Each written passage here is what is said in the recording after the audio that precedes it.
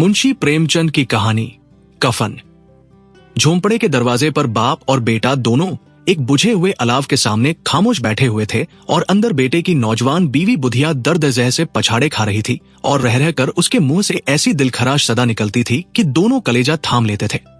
जाड़ों की रात थी, फजा सन्नाटे में गरक, सारा गांव तारीकी में जज्ब हो गया था। घीसू ने कहा, मालूम होता है बचेगी नहीं। सारा दिन तड़पते हो गया, जा देख तो आ। माधव दर्दनाक लहजे में बोला, मरना ही है तो जल्दी मर क्यों नहीं जाती? देख कर क्या हो, तू बड़ा बेदर्द है बे। साल भर जिसके साथ जिंदगानी का सुख भोगा उसी के साथ इतनी बेवफाई, तो मुझसे तो उसका तड़पना और हाथ पांव पटकना नहीं देखा जाता। चमारों का कुनबा था और सारे गांव में बदनाम। घीसू एक दिन काम करता तो 3 दिन आराम। माधव इतना कामचोर था कि घंटे भर काम करता तो घंटे भर चिलम पीता, इसलिए उसे कोई रखता ही न था। घर में मुट्ठी भर अनाज भी मौजूद हो तो उनके लिए काम करने की कसम थी। जब 2-1 फाके हो जाते तो घीसू दरख्तों पर चढ़कर लकड़ी तोड़ लाता और माधव बाजार से बेच लाता, और जब तक वो पैसे रहते दोनों इधर उधर मारे मारे फिरते। जब फाके की नौबत आ जाती तो फिर लकड़ियां तोड़ते या कोई मजदूरी तलाश करते। गांव में काम की कमी न थी, काश्तकारों का गांव था। मेहनती आदमी के लिए 50 काम थे, मगर उन दोनों को लोग उसी वक्त बुलाते जब 2 आदमियों से एक का काम पाकर भी खनात कर लेने के सिवा और कोई चारा न होता। काश दोनों साधु होते तो उन्हें खनात और तवक्कुल के लिए जब्तनस की मुतलक जरूरत न होती। ये उनकी खलकी सिफत थी। अजीब जिंदगी थी उनकी। घर में मिट्टी के 2-4 बर्तनों के सिवा कोई असासा नहीं। फटे चीथड़ों से अपनी उरियानी को ढाके हुए दुनिया की फिक्रों से आजाद। फर्ज से लदे हुए, गालियां भी खाते, मार भी खाते, मगर कोई दम नहीं। मिस्कीन इतने की वसूली की मुतलक उम्मीद न होने पर लोग उन्हें कुछ न कुछ टर्ज दे देते थे। मटर या आलू की फसल में खेतों से मटर या आलू उखाड़ लाते और भून भून कर खाते, या दिन में 10-5 ईख तोड़ लाते और रात को चूसते। घीसू ने इसी जाहिदाना अंदाज में 60 साल की उम्र काट दी और माधव भी सादतमंद बेटे की तरह बाप के नक्शे कदम पर चल रहा था, बल्कि उसका नाम और भी रोशन कर रहा था। उस वक्त भी दोनों अलाव के सामने बैठे हुए आलू भून रहे थे जो किसी के खेत से खोद लाए थे। घीसू की बीवी का तो मुद्दत हुई इंतकाल हो गया था। माधव की शादी पिछले साल हुई थी। जब से ये औरत आई थी उसने इस खानदान में तमद्दुन की बुनियाद डाली थी। पिसाई करके घास छील कर वो सेर भर आटे का इंतजाम कर लेती थी और इन दोनों बेगैरत का दोजक भरती रहती थी। जब से वो आई ये दोनों और भी आराम तलब और आलसी हो गए थे, बल्कि कुछ अकड़ने भी लगे थे। कोई काम करने को बुलाता तो बेनियाजी की शान में 2 गुनी मजदूरी मांगते। वही औरत आज सुबह से दर्द जह में मर रही थी और ये दोनों शायद इसी इंतजार में थे कि वो मर जाए तो आराम से सोए। घीसू ने आलू निकालकर छीलते हुए कहा, जा देख तो क्या हालत है, उसकी चुड़ैल का फसाद होगा और क्या। यहां तो ओझा भी 1 रुपए मांगता है, किसके घर से आए। माधव को अंदेशा था कि वो कोठरी में गया तो घीसू आलूओं का बड़ा हिस्सा साफ कर देगा। बोला, मुझे वहां डर लगता है। डर किस बात का है, मैं तो यहां हूं ही, तो तुम ही जाकर देखो ना। मेरी औरत जब मरी थी तो मैं 3 दिन तक उसके पास से हिला भी नहीं, और फिर मुझसे लजाएगी कि नहीं। कभी उसका मुंह नहीं देखा, आज उसका उधरा हुआ बदन देखो, उसे तन की सुध भी तो न होगी।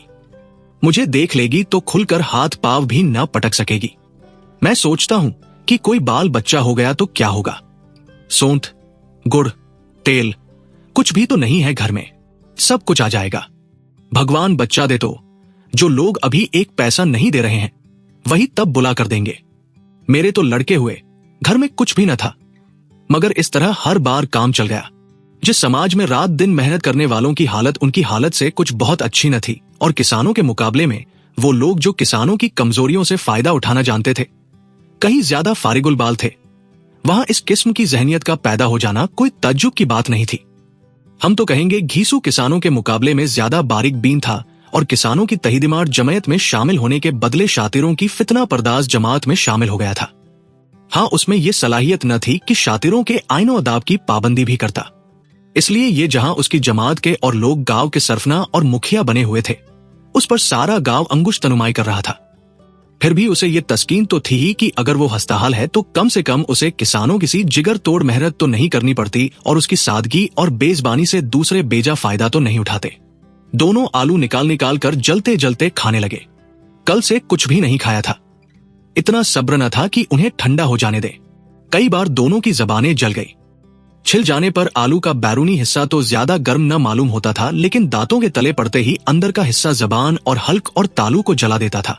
और इस अंगारे को मुंह में रखने से ज्यादा खैरियत इसी में थी कि वो अंदर पहुंच जाए। वहां उसे ठंडा करने के लिए काफी सामान थे, इसलिए दोनों जल्द जल्द निकल जाते थे। हालांकि इस कोशिश में उनकी आंखों से आंसू निकल आते।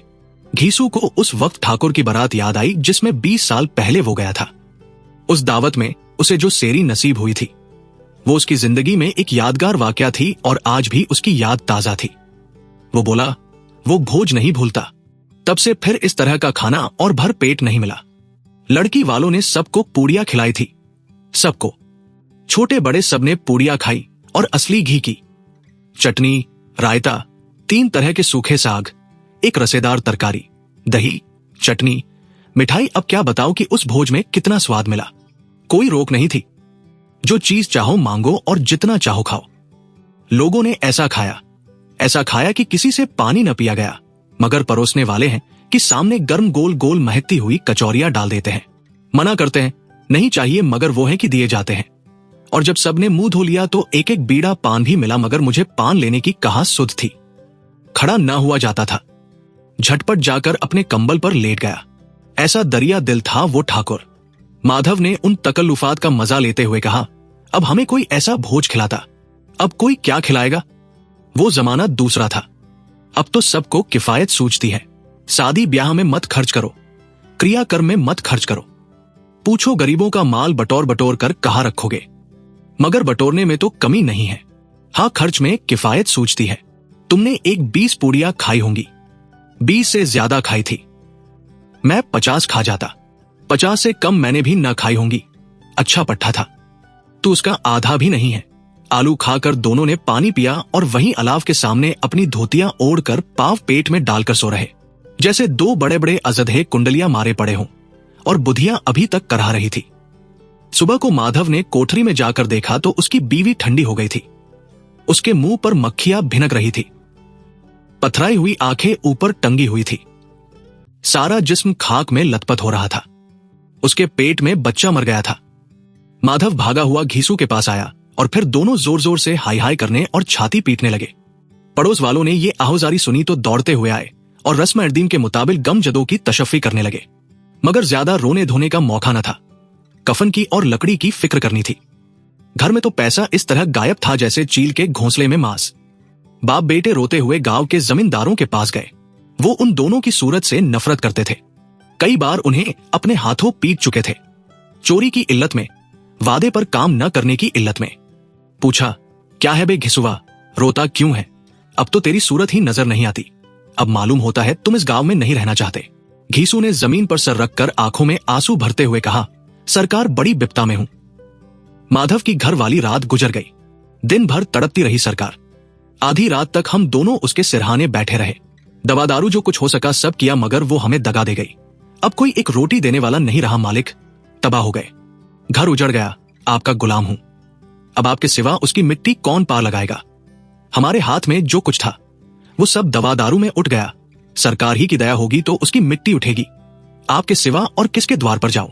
जमींदार साहब रहमदिल आदमी थे, मगर घीसू पर रहम करना काले कंबल पर रंग चढ़ाना था। जी में तो आया कह दे, चल दूर हो यहां से, लाश घर में रखकर सड़ा। यूं तो बुलाने से भी नहीं आता। आज जब गरज पड़ी तो आकर खुशामद कर रहा है, हरामखोर कहीं का बदमाश। मगर ये गुस्से या इंतिलाम का मौका नहीं था।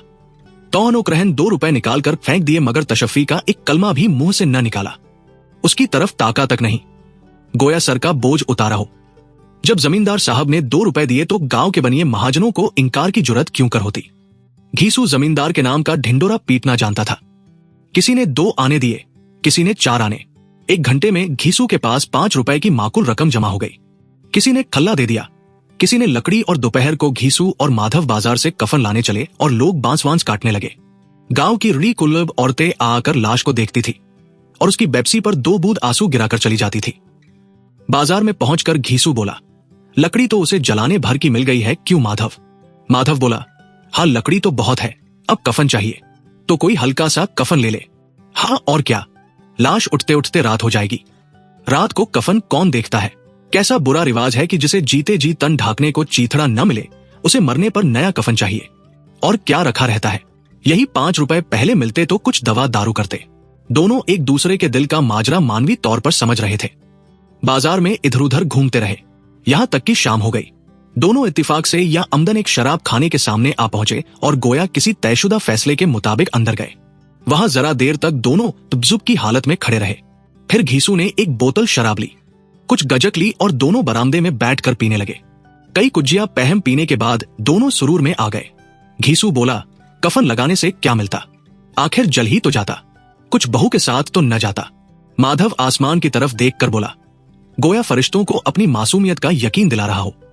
दुनिया का दस्तूर है, यही लोग बामनों को हजारों रुपए क्यों देते हैं, कौन देखता है परलोक में मिलता है या नहीं।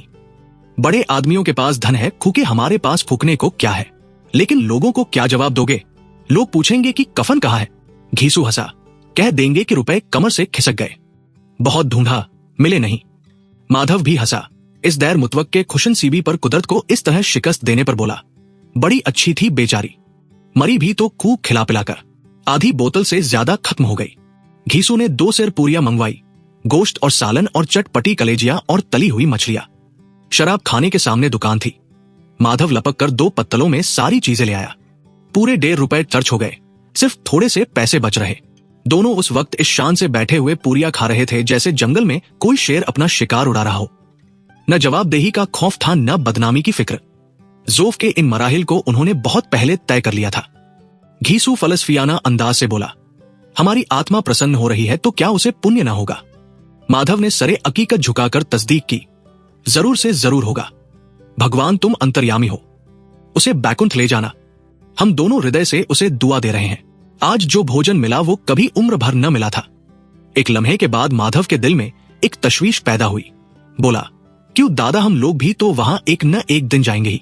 घीसू ने इस तिफलाना सवाल का कोई जवाब न दिया। माधव की तरफ पुरमलामत अंदाज से देखा। जो वहां हम लोगों से पूछेगी कि तुमने हमें कफन क्यों न दिया, तो क्या कहेंगे? कहेंगे तुम्हारा सर। पूछेगी तो जरूर, तू कैसे जानता है उसे कफन न मिलेगा? मुझे अब गधा समझता है, मैं 60 साल दुनिया में क्या घास खोदता रहा हूं। उसको कफन मिलेगा और इससे बहुत अच्छा मिलेगा, जो हम देंगे। माधव को यकीन न आया। बोला, कौन देगा? रुपए तो तुमने चट कर दिए। घीसू तेज हो गया, मैं कहता हूं उसे कफन मिलेगा तो मानता क्यों नहीं? कौन देगा बताते क्यों नहीं? वही लोग देंगे जिन्होंने अब के दिया। हाँ, वो रुपए हमारे हाथ न आएंगे और अगर किसी तरह आ जाए तो फिर हम इस तरह बैठे पिएंगे और कफन तीसरी बार लेगा। जूं जूं अंधेरा बढ़ता था और सितारों की चमक तेज होती थी, मैखाने की रौनक भी बढ़ती जाती थी।